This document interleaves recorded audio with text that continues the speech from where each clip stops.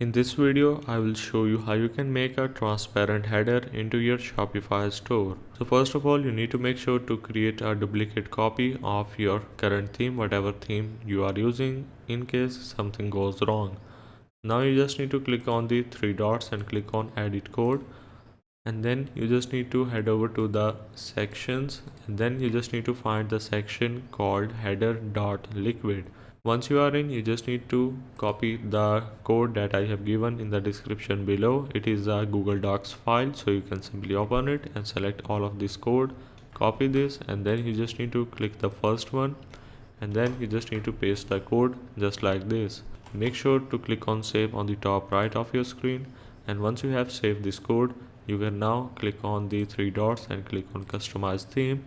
Remember, we don't have a transparent header before. Now after refreshing, there you have it, we have a transparent header just like so. Make sure to click on your header and make sure to click on the none as for the sticky header.